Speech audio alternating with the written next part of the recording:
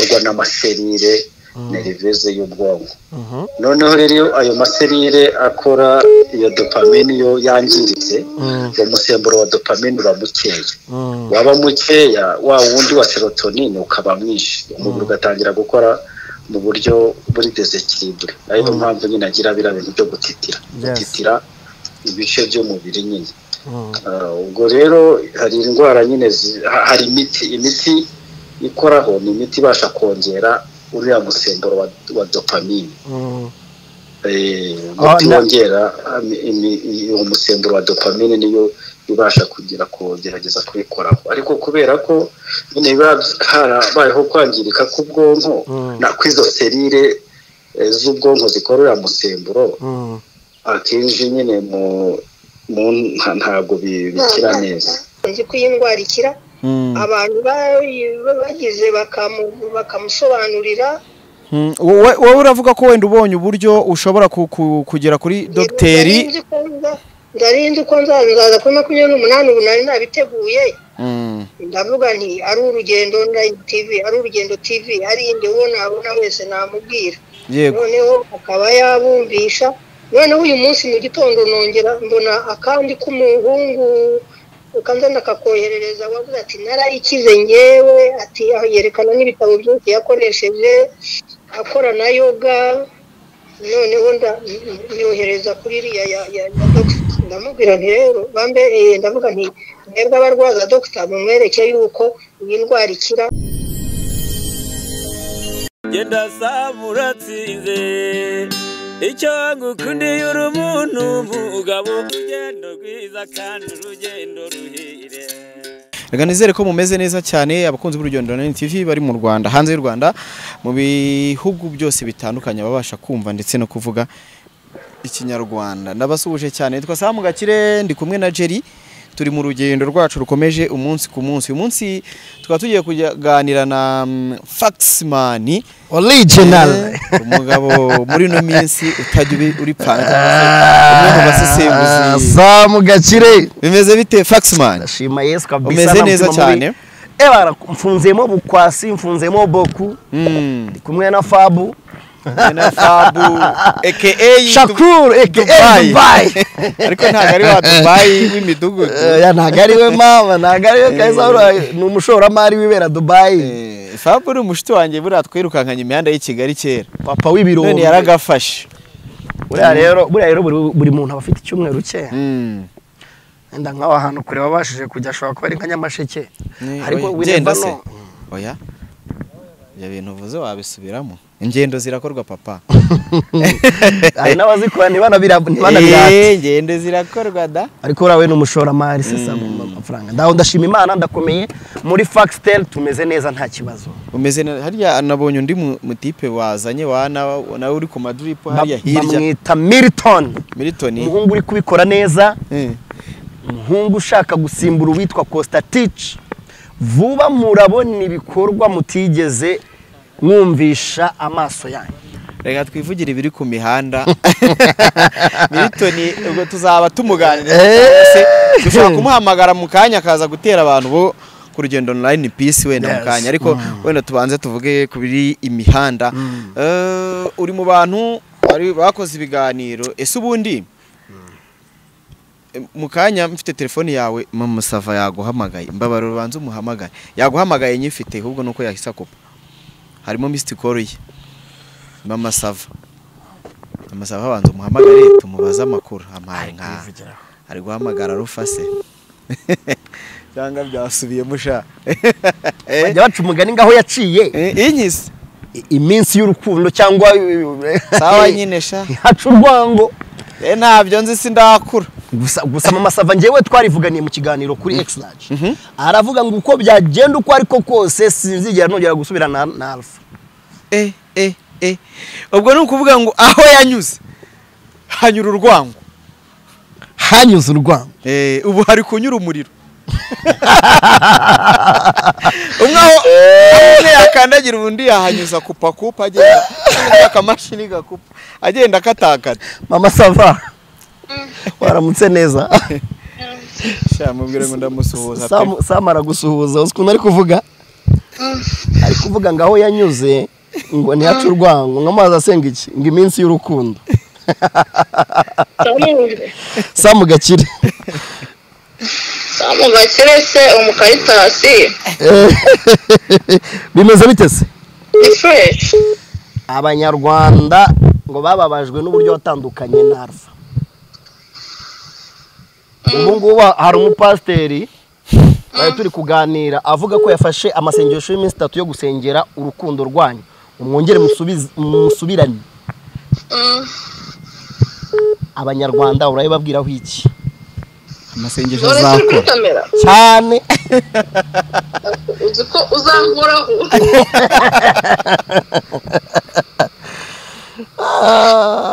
ubwo ibintu byose nagiye kuvuga mana nyagasani hari ikibazo se Abanyarwanda buriya bakunda ukuri kwawe ngo umwe mu bantu batajya bihishira ntabwo nyambika ibintu byaseke mu mutima ndabivuga byose ubwo bimeze bite bihagaze bite kugeza ubu ngubu ukuntu bihagaze ndi singo cyane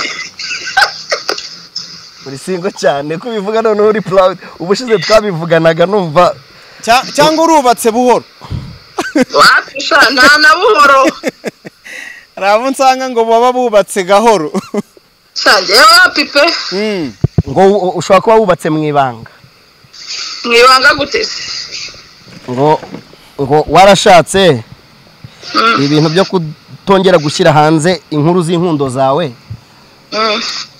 wowe na Alpha mugakoresha iriya metode yo kwerekana ko mwatandukanye ngo nyamara muracyari kumwe abantu ubwo bafite ukuri kurenza uko nabahaye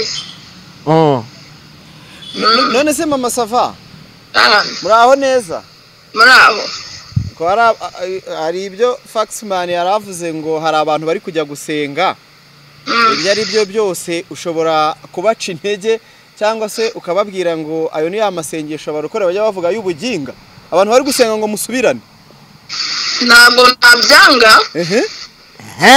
aho yaciye nabivuze ntabwo nabyanga bivuze ko isa yiteguye iki oya none se rega reka mubwire none se reka nanga urugero abari njye ufite ikosa nkaba narikosoye kandi natwe tutasubirana wowe urabiha kangahe ku ijana gusubirana na Alpha nta n'ubwo ibyo turabitekerezaho bivuze ngo buri wese yishimiye icyemezo cya mugenzi we oya ntabwo icyemezo cya mugenzi wanjye ntabwo icyemezo cya mugenzi wanjye yacyakiriye neza nanjye icyemezo cye sinacyakiriye neza itumizi ntabwo turagira ibintu ibihe byo kuganira kuri icyo kintu ariko ntibivuze ko tudahura ariko bivuze ko murahura murabona hari imibonano nibaho ejo bundi hashize twari turi gukina na biyara ahantu bivuze ngo hari imibonano ibaho ni imibonano mpuzamaso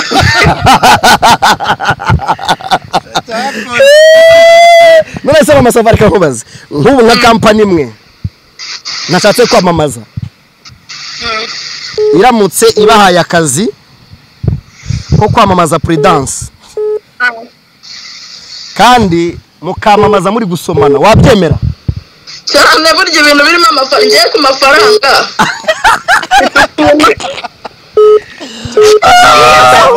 kitango babwira ko turi tayari yo kubaza ikibazo kimwe cyanjye hanyuma nasama kubaza iki ni ikihe kintu wumva mu gitondo saa 11 ukumbura mu gihe wari uri kumwe na Alpha nkumbura calls yiwe na message yiwe ni ikihe gice cy'umubiri ukunda kuri we igice cy'umubiri cyangwa ukumbura uriya musore ni mwiza bro Sam nawe umaze cyanyuma tumureke birashoboka ko abantu bashobora gutandukana mu rukundo ariko bagahura bagakora business cyangwa se mukaba mwanahuza n'ubundi buryo bw'imibonano twari twavuze haruguru ibyo bintu birashoboka ntabwo byashoboka cyane cyane ko ibyo by'imibonano ya ruguru nta byigeze bibaho ntabwo twaba tugiye kubyiga ubu ngubu ese Mama Sava ni ikihe gice cyawe ukunda? igice cyanjye nkunda undi intoki zanjye. ndazizi. Asante sana. Yego murakoze ariko muzongera kuntungura nzabavuna. Okay, no gira icyo ubwira abakunzi b'Urugendo TV. Urugendo icyambere urugendo reka ne kuruteranya. Abakunzi b'Urugendo TV ndabakunda.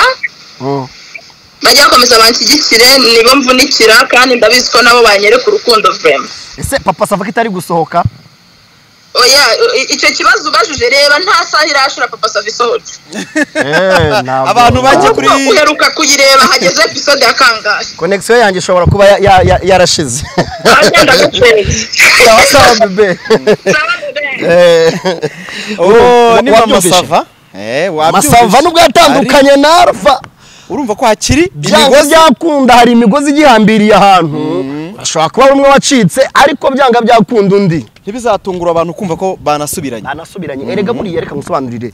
Ubundi umugore agukunda kugira ngo mutandukane ari we biturutseho biragoranye. Okay, biragoranye. Icyo ni aho ni kuri Mama Sava. Reka tugende kuri nubundi turi kuvuga ibiri ku mihanda. Reka turebe kuri Dr. Kanimba, Imana ikomeze kumworohereza ndetse imukize. Nicyo kintu naheraho mvuga. Ibintu byinshi biri kuvugwa ntago biri kuvugwaho rumwe. Ngira ngo ari ku mihanda nawe urayazi, ari ibiri kuvugwa kuri Scovia, ari ibiri kuvugwa ku mugore umurwaje, ari no ibiri kuvugwa ku muryango we. Ngira ndaza guhamagara umudamu ejo yarampamagaye ambwira ko irandwara yikoze ubushakashatsi.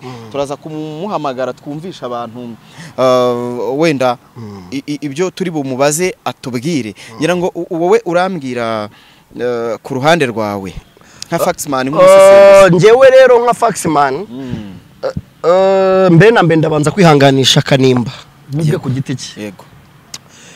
Kuko Kanimba afite ibikomere bibiri. Vensa afite igikomere cyo kuba atabana n'umuryango we. Ndavuga umugore n'abana. Hanyuma kongeraho n'ikindi gikomere cy'uburwayi.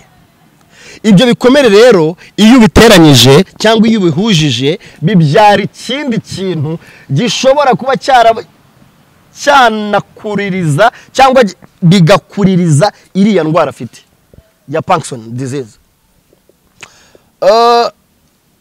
Namuvuga mu buryo bubiri. Kugeza ubu ngubu hari kuvugwa ibintu byinshi bitandukanye ariko ntabwo ari ibintu bifavoriza Kanimba kuba yakira. Iriya ndwara nkuko twabyumvishe ni indwara ikora ku mutwe kandi byanga byakundi iyo ku mutwe hari ikibazo byanga byakunda imitekerereze ya muntu hari akantu kaburaho. Bivuze ngo Kanimba ushobora kumutwara aho bwiboneye, ushobora kumuga ati tugende Nyamirambo ukamushyira mu modoka mukagenda, hari akantu byanga byakunda mu mutwe kaba karimo ku kibazo. Byanga byakunda rero mbere na mbere ndashimira Sabi kuba yarakoze buriya buvugizi, kuko hashize igihe kitari gitoya itangazamakuru ryo mu Rwanda cyane cyane n'ingiri ryo kuri showbiz nibyo ryabikoraga ibintu bijyanye n'inkuru zo gutabariza, ibintu bijyanye n'inkuru zo gufasha ababaye byaragabanutse. Sinzi nawe ni warabibonye. Shobora kuba byaratewe n'ubuhemu bubamo, kuko hari abo tuzi yuko ngo baha amafaranga ntagere kuwo yagenewe cyangwa ubufasha uwo bari kubusabira ntibumugereho. Yego. Twagiye twumva inkuru za Rine Gahongayire, twagiye twumva inkuru nyinshi zitandukanye, babusyete bayaka mu minsi ishize wamwumvishe mu itangazamakuru avuga yuko uwitwa Yago hari amafaranga atamuhaye, uwitwa Smart Girl mu minsi ishize wumvishe saga yari ari kumwe nande na Yago. Rero ibyo bintu bigenda bitakariza icyizere itangazamakuru ryo kuri YouTube cyane ku buryo namwe ubwanyu mugeraho mukirimita. Wajya gushaka ukuntu ufasha umuntu udafite kivurira ugatekereza tse baragira ngo ni kope ndi gukora. Rero kuba Sabe yarateye intambwe agatabariza uriya mugabo mbere na mbere kude chapeau kuri umurungi Sabe. Yego. Hanyuma rero twinjire mu burwayi. Uburwayi ejo bundi hasohotse inkuru ya mama Rwagasabo. ubwo wari uvuze ku ruhande rwo gushimira Sabe ngira ngo unanavuge kuri Scovia mama Rwagasabo inkuru yeyo mama Rwagasabo yahise akora inkuru avuga uburyo ki amafaranga ari gufashwa cyangwa ubufasha buri guhabwa Kanimba Vincent ngo ntago buri transparency ntago biri mu mucyo kandi twebwe iyo turi kureba turasanga nimero Dr Kanimba afashirizwaho ntago ari ya Sabe ntago ari yuri ya mugore yego ni nimero ye imubaruyeho sibyo 0782 51 1076 munyarwandakazi waba utuye mu Rwanda waba utuye mahanga waba utuye Kongo waba utuye Burundi koresha iyo nimero niba ufite word limit urebe kutabonaho Vincent Kanimba sinibwira impamvu rero byabaye rwaserera tugatangira gutekereza cyane ku mbogamizi cyangwa ku bitagize icyo biri bufashe cyane kurusha gufokasinga kubigira icyo biri bureme niba kugerera ubu none ahangaha hamaje kuboneka 80 by'amadolari cyangwa 60 cyangwa 40 ntitubizi ariko iyo umunyamakuru ashaka gukora inkuru nkiriya deja hari abantu bakunda mama Rwagasabo hari abantu bamukurikira iriya nkuru ya Scovia iri kuvuguruza ya Sabese of course ntago yivuguruza ahubwo ni inkuru yerekana yuko n'uwari ugiye gukanda akanyenyeri agiye kohereza Kanimba ahita aba block abanza tunge neza aya mafaranga ari kujya he uzikari byo koko byo mama Rwagasabo ari kuvuga nibyo bivuze iki ni uburyo bwo kugira ngo famiye ya Kanimba ize muri iki kibazo noneho babone umuryango binjiriramo kandi n'ubuni ntabwo bari bameranye neza ariko babonye yuko Kanimba amafaranga ari kuza ntawe urabiza amafaranga mu miryango none se ubundi mbere yuko dutekereza ngo ubufasha ntabwo buri kumugeraho ese koko iyo famiye yamugezeho mbere iyo famiye uriya mugore uvugwa yagiye kumubakura mu ntoki guti icyambere ntabwo babyaranye icya kabiri ni umugore wa mukuru we yego bivuze ngo ubwo ngubwo ni umugore wa Kanimba muto ko Kanimba afite mukuru we niwe wabyanye n'uriya mugore umurwaje bivuze ngo byanga byakunda nawe ni umufamiliye ni hahandi uhita uboneramo amashyari yo mu miryango Kanimba kamaze imyaka 3 arwaye Kanimba ko yatawe n'umugore n'abana k'abantu bo muri famiye bavuga ko ngo bataba bafite access y'uburyo bamugeraho ariko ubu hari umuntu ufite access kuri njyewe nka mama wanjye cyangwa Mutsindashyaka cyangwa madamu wanjye hari umuntu wagira access yo kuza kinjira wigeze ubona umuntu winjira mu gipangu adakomanze akagera mu cyumba cy'umugabo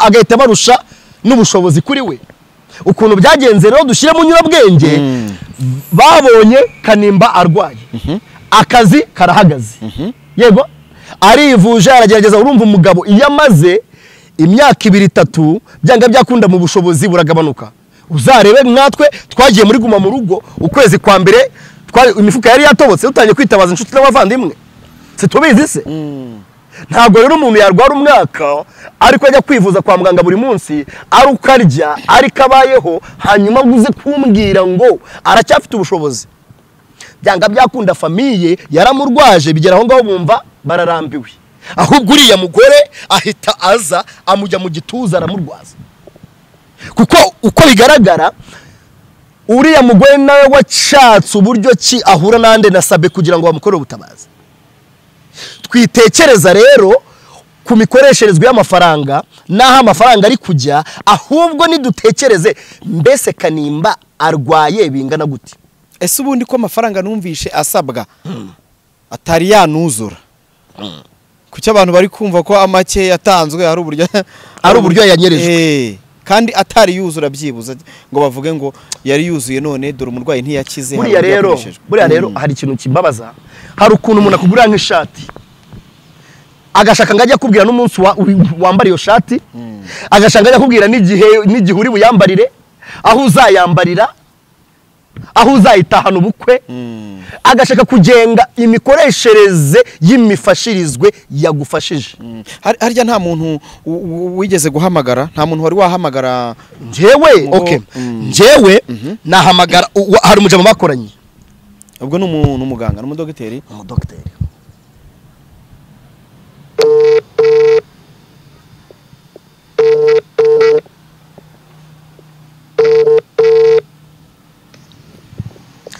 Hello.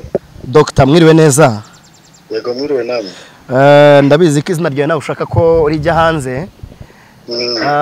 Nguhamagaye ndi kuri mikoro na televiziyo za Urugendo TV. Nkaba nzi ko uri umuntu wabanye cyangwa wakoranye cyangwa wagize aho wahuriye na Vincent Kanimba. Nagira ngo ngusabe nk'umunota umwe. Vincent Kanimba mwamenyanye gute, muziranye hehe, umuzi gute? Rero ntabwo nshaka kuvuga ibintu byinshi kuri iyo ntuza kuri oya, ntabwo nkubaza ibintu byinshi, humura. urabona hari impungenge zo ko ibyo bintu bishobora kuba byajya muri penali. urabona umuntu niba barimo bamuvugaho ibintu byinshi nk'uko bishobora kuba byabyara ibibazo. niyo mpamvu ntashaka kuba nagira icyo mbivugaho cyane. Yes, wamumenye ryari? Ndumva naramumenye muri za 2016 gutyo. Akorera CH nanjye nkora stage n'umunyeshuri wigaga iby'ubuganga. Yego. Aho ngaho CH yakoraga iki? Yayoboraga serivisi ya maternité ari n'umuganga nyine.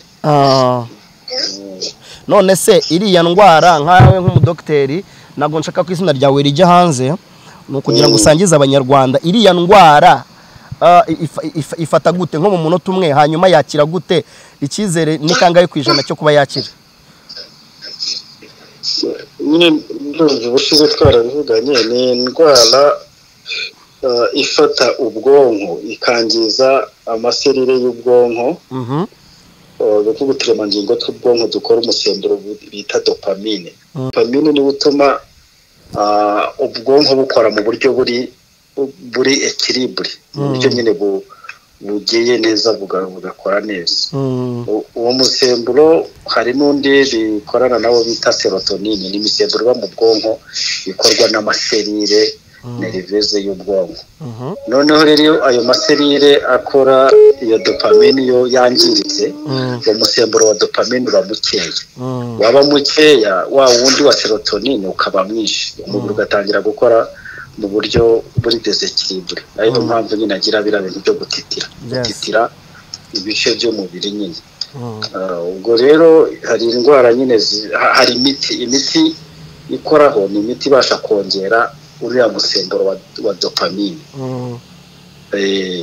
Yongera umusemburo wa dopamine niyo ibasha kugerageza kubikoraho. Ariko kubera ko nyine biba harabayeho kwangirika k'ubwonko na kwizo serire z'ubwonko zikorera musemburo, akenshi nyine ntabwo bikira neza. Ariko nyine aho ngaho nyine ni twebwe ubumenyi bwacu mu bihugu biri mu nzira y'amajyambere, naho ngaho dusa nkaho tugarukira. None afite nk'amahirwe 90% iriya ndwara irakira cyangwa? Nyine bitewe n'uko tutazi mu bindi bihugu ubushobozi bifite byo kuyivura, ntabwo twakwemeza ngo ikira ku gipimo kinini cyangwa se ngo ntikira, kubera ko ntabwo ibihugu bigira ubushobozi bumwe mu kuvura. Urabizi ko ibitunaniye mu gihugu cyacu dutransfera abantu hanze. Iyo tubatransfereye hanze nabo bagira ibyo bakora, iyo bananiwe ntitumenya ngo bananijwe n'iki, ntitumenya ngo byatewe n'iki ngiki.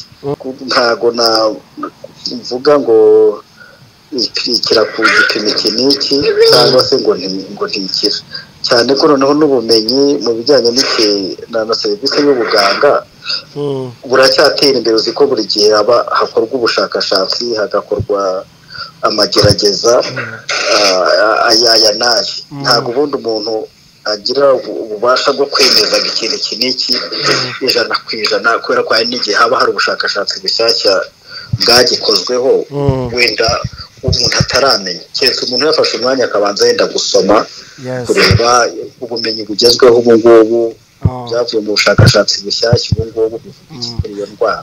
None se tugana ku musozo ni iki wasaba Abanyarwanda mu masegonda nk'atanu? nyine ubwo nsabye ibintu nyine umuntu aba atiteguye ariko icy'ingenzi nyine ni uko igihe cyose umuntu afite ikibazo yaba Umunyarwanda cyangwa se yaba n'undi uwo ari we wese igihe cyose akeneye ubufasha aba agomba kuba yahabwa ubufasha noneho hakanashakishwa n'uburyo nyine yafashwa niba afite uburwayi bukavurwa niba hakeneye abahanga bagashakishwa niba hakeneye uburyo buri finansiyeri bugashakishwa umuntu nyine agafashwa njye nicyo numva navuga kuko umuntu afite ikibazo kirazwi akeneye ubufasha bwo kugira ngo afashwe yuko yavurwa. Numva rero icyakorwa ni uko abahanga mu by'ubuganga nabo ubwabo wenda bagira icyo bakora mu rwego rwo kungurana ibitekerezo noneho n'uburyo buri finansiye bugashakishwa nyine kugira ngo umuntu abe yafashwa. Yewe ku ruhande rwanjye ni uko mbyumva cyokora umbajije untunguye nta kibazo kuri inshuti yanjye se Dr. ntacyo urakoze Imana iguhe umugisha. Amen urakoze cyane. Sawa umunsi mwiza. Wamwumvishe Dr. utashatse yuko izina rye rijya hanze arabisobanuye avuga uko yamenyanye na Kanimba ibyo yakoraga. Ese niba Kanimba bivugwa yuko yagerageje kubyaza abamama benshi cyane ni gute umuntu nkuriya twamufata kumufatanya n'ibibazo afite ubu se reka nkubaze sa izi nkuru ziri gucicikana ngo amafaranga ngo ari kuyobwa nguriya mugore ngo umurwaje ngo niwe ngo bapfana iki ni ngombwa ngo tumenye nguriya mugore bapfana iki ubu se turabiyobewe yuko hari abantu bajyanwa se hashika imiryango ikabarwaza ukwezi kwa mbere bagahita bitahira nta kubagemurira ntaki. Abo bantu ntago tuzi ko hari imiryango ishinzwe gutanga abarwaza ya miryango ifasha abababaye n'abasura abantu kwa muganga. hanyuma ubu noneho duhite dufata uriya mugore akazi yakoze tugapfusha ubusa byonyine kuba wafata umuntu ukamurwaza nshuti yanjye mukamarana umwaka 2 3 muri kumwe wararetse akazi nta izindi nyungu ukurikiye. Ubu ni ngombwa ngo bibe intambara. Ntago ari intambara ngira ngo wenda ikintu twabwira Abanyarwanda no gukomeza kwitanga bitange ya nimero dore ngirekanye bahe reka nyibasomere Dr. Kanimba ni 0782 51 10 hanyuma munyarwandakazi nta n'inkunga cyangwa y'abantu babimenye yego nushaka gushyiraho 500 cyangwa igihumbi sinagomba kumuhamagare ubu se kankubaze ningo Bibiliya iratubwira ngo akaboko kamwe nigatanga akandi nikabimenye. Ni ngombwa niba ufashije umuntu bagukorere audit y'uburyo bahashye kawunga yashatse imboga yashatse imbuto transport bakoresheje baje bascanninga badukorere detail y'uburyo amafaranga yakoreshejwe. No dukore ikimana yaduhamagariye kwisi tureke kujajinga no gushaka kumenya buri yego ngira ngo wenda hari urumva tuvugisha umudokiteri hari undi mumama nawe ndumva atuye Ngoma aho bita Sake ejo yarampamagaye ambwira ko indwara ikoze ubushakashatsi wenda twabanza kumvisha abadukurikiye nawe uburyo yatubwiye kuri iyo ndwara nawe atanga ikizere ndetse ko ikira ariko bavuga ko mu by'ubuhinde reka tumwumve. Mama muraho neza ni Isamu Gakire muvugana waramutse neza muraho nanjye naramutse kuri ya masomo yanjye rwose ndavuga nti nuko ngeze uruganda n'afite ishyushyu yo kuza i Kigali nari mvuze ngo abantu bamwe mu minsi 28 baraba bakize abandi iminsi 40. Mama ejo wenda twaravuganye kuri ka hari ndifite kuri ka hard disk ariko sinaheruka gukoresha computer yanjye mfite ubwo bashyira bazasanga byarasibamye. Narindi kugira ngo nkubaze hari ikiganiro naringiye gukora wenda ndagira ngo tubanze hari ikiganiro narindi gukora naringize ngo mbabazeho ejo mwarampamagaye mumbwira ko kubijyanye na buriya burwayi mumbwira ko mushobora gufasha dogiteri. Yego harya iriya ndwara ubundi bayita ngo iki wenda wayimbwiraho mu Parkinson disease Parkinson reka ngo dictate ngikora yandika ni Parkinson na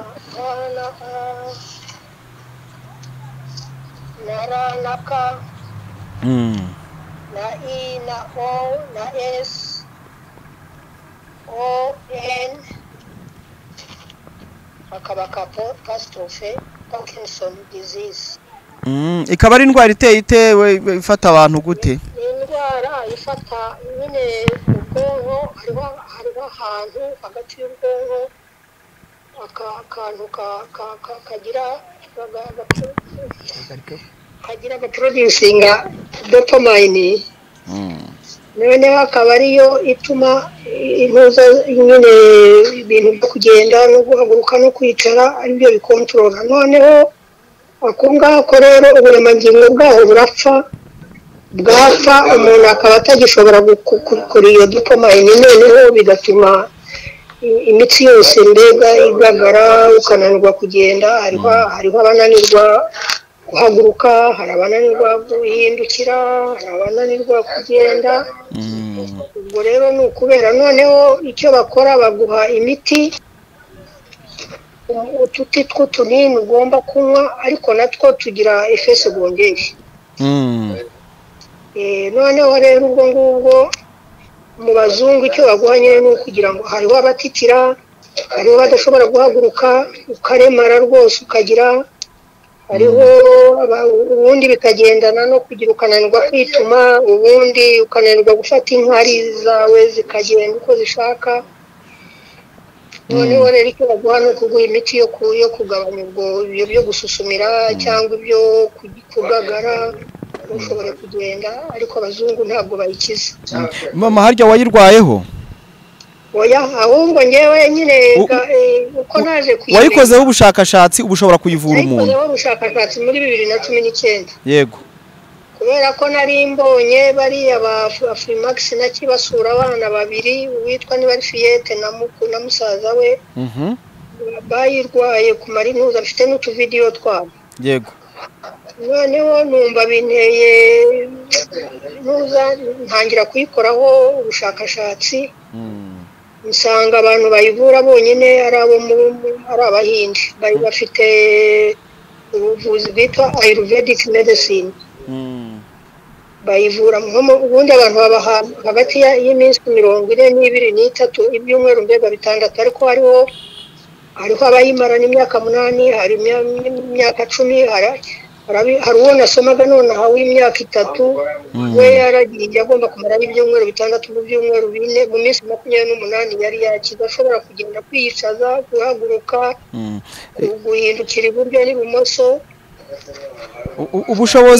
ubushobozi bisaba mu bijyanye n'amafaranga wenda kugira ngo byivuze? Ibyo shaka ntabwo byo nari nakoraho research, ariko mfite ntuza nakoherereza website yabo. Nashakaga kugira ngo ngire hari izina ry'umudokita na website mbega birashaka kugira ngo umuntu abandikira ababazi. Ubwo navuga niba nabandikira kuri WhatsApp kuko hari telefoni zabo, hari na ntuza, hari na email. None ukimara kureba ikiganiro cya Dr. Kanimba, nimba wambwiye ko wakirebyeho? Nakirebyeho, nakibonye kuri ntuza, kuri website, kuri ntuza yacu ya caca aho nsengera, aho nasengeraga nyiri Kigali. Yego. Noneho nanjye numva ngize intuza rwose, ndumva nkozwe ku mutima. Noneho nandikira Isimbi TV, telefone wa Isimbi TV, ndamubwira nti rero iyi ndwara nayikozeho ubushakashatsi ndagira ngo mpe inimero hari umudamu niba bari bamwise ngo Mukankutsinde nimutelefone kuko Dr. ntabwo yashobora kwandika kuko intoki ze ntizigira nimero ndayireba ariko ndagira ngo ngire mvugane n'umuntu muri bariya uriya wavugaga ko ntuza anyobore Kanombe n'inzage Kigali musure musobanurire ko ibi bintu rwose biravurwa nubwo abantu benshi abazungu ntibabivura ariko abahindi barabivura ndamwihanganisha rwose ko iyi ndwara ikira ahubwo nimbona umwanya nanjye nzabasura nzi ko iyi ndwara ikira abantu bagize bakamusobanurira wowe uravuga ko wenda ubonye uburyo ushobora kugera kuri dogiteri ndarinzi ko nzaza kuri 28 ubu nari nabiteguye ndavuga nti ari urugendo TV ari indi ubona wese namubwira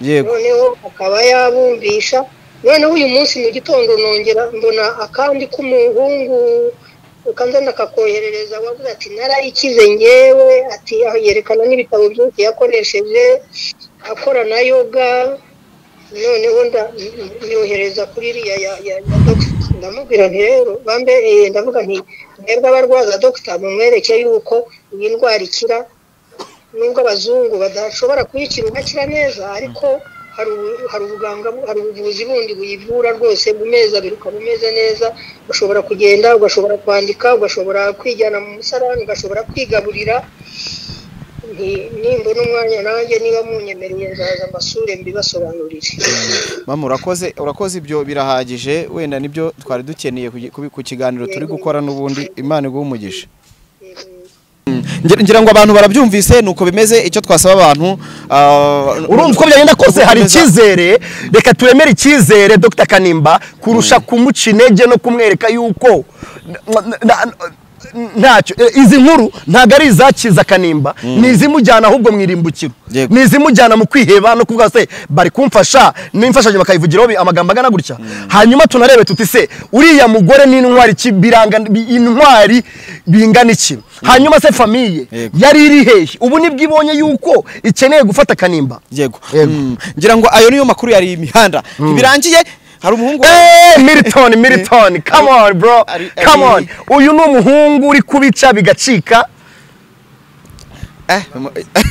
uyu muhungu yambaye amadolari koko musani wanje muzanye agatebe yicara ngaha uyu ni umuhungu ugiye kubakorera ibintu mutigeze mubona munumva mu matwi yanyu ni Milton bote se none Milton umeze neza man nago waba wambaye gutyo ngo yinjire civile ntago bibaho nago nakwinjira injira nyine gihanze yo nkuko wabwiye amazina yanjye nitwa Milton nabasore indirimbo yitwa Keza indirimbo ivuga ku bintu by'urukundo na makuru ajya gusa nayambayeho ni byakubayeho ni lyric story ariko ni nziza Keza byagenze utese uraza kubyumva kubita akantu gato twumve gato cyane ufite ubwiza budasanzwe uri keza ma uri cyiza ma utatse ubwiza budasanzwe uri keza ma uri cyiza aye mwemera byasana aye bimwe byimazeyo baby iyo ndirimbo yawe bayita Keza inspiration cyangwa se igitekerezo cyo kugira ihimbura avuze ati ni inkuru y'impamo Keza wawe arahari cyangwa ari uburyo yagutengushye oya arahari ntago yagutengushye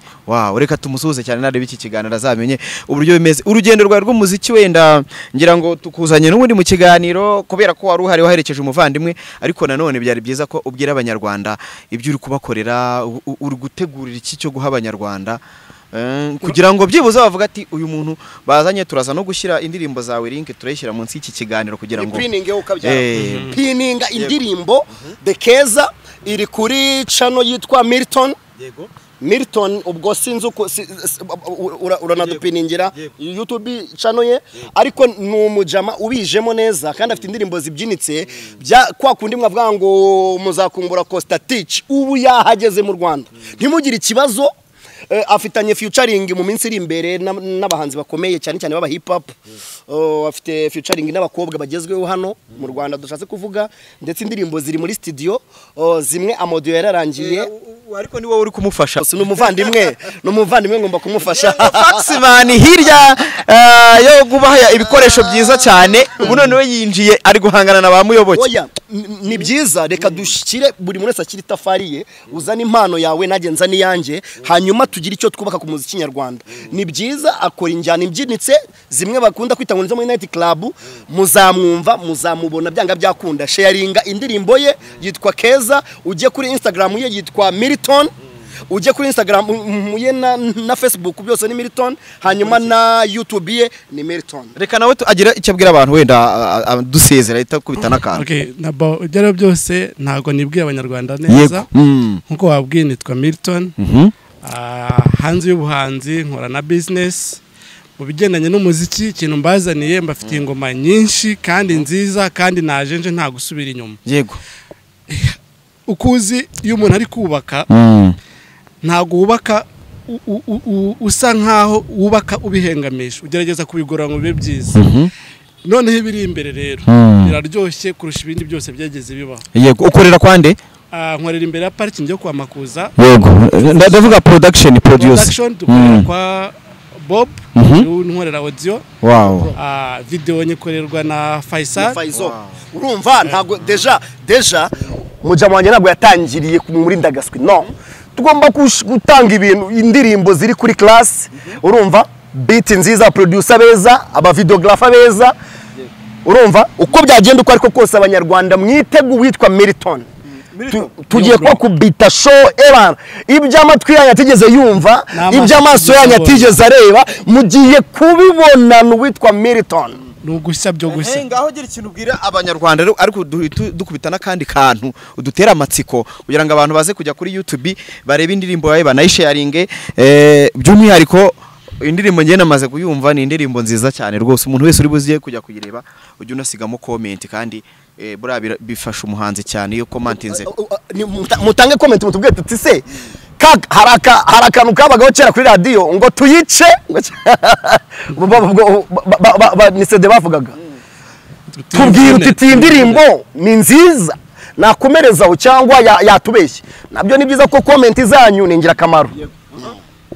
Okay, nkuko ngaruvuze warumbwiye ngo nongere mbashyira akantu kamwe ku buryo byatera amatsiko kumva. Gitangira wahita wumva icyo nashakaga kuririmba inyuma ko byaba bimeze. My baby nkikubona ubwa mbere nabaye nkubonekewe ako kanya nibona imbere. My lady why utaje nambere ntaraho bagira my baby, oh yeah my darling, umayaga happiness gose na kamera fasha mbirangize ibiryoshye ngusangize. Gira bwangu tujye geto ibintu bihinduye inyito ndabizi kutari mutoya. Gira bwangu tujye geto ibintu bihinduye inyito ndabizi kutari mutoya. My baby ufite ubwiza budasanzwe uri keza ma uri cyiza, yeah. Bindi murabisanga. Keza niwe wakitinze muri video. Yego niwe wakitinze muri video. Wow. Ni ubwo umuntu uri muri video nawe girlfriend wawe. Niwe Keza. Wow. Keza turagusuje cyane kandi warakoze kuza gushyigikira umuvandimwe umuhanzi. Mu mukunde ngira ngo ubwo nawe yinjiye mu muryango w'abandi wazampano dufite mu rugendo. Kandi najenje. Tuzakomeza kumukurikirana, tuzakomeza kumusura, tuzamusura ku ma studio kugira ngo tunareba uburyo yandika, uburyo tubereka ukuntu nyine aba yakoze indirimbo ze. Ngira ngo naho hantu dushobora gusoreza Faxman n'umuhanzi we bita Milton bazanye. Ngira ngo sezera ku bantu. Icyo twababwira nuko Milton aje mu muziki kandi aje deja ari kubona imbogamizi ziri mu muziki, ari no kubona aho bipfira. Ni mu mwitege, jya kuri Instagram ye yitwa Milton, hanyuma ujye kuri YouTube channel ye aho indirimbo ye ya mbere yagiye Samu agiye kuyipininga hasi hanyuma wowe kabyara we hita ukanda kuri iyo linki urebe indirimbo yose numara kuyireba uyisangiza abantu byibura 20 bawe nimero zawe zo kuri WhatsApp n'amagroup yawe yo muri WhatsApp hita uyasharinga Keza barebe Keza hanyuma mwumva uburyohe abashaka kubyina abashaka kumva ebana kuburudika ebana arahari kubwanya hanyuma rero nje ucyo navuga ni giki ndashimira abanyarwanda bari gufasha uriya mu mama gufasha Kanimba kubera iki uburwayi afite birasaba ngo tumube hafi byanga byakunda tugira amagambo meza y'urukundo anahumuriza umutima murakoze cyane sinzi nawe niba hari icyo wagira abanyarwanda naye ndashimira abanyarwanda bakomeje kumfasha no kunyereka urukundo ikindi abana babwira ko indirimbo wayisanga kuri platform zose zibaho ahantu hose wayishaka wayibona murakoze kandi ndabakunda peace genda samuratsinze icyo ngukundiye uri umuntu mugabo urugendo rwiza kandi urugendo ruhire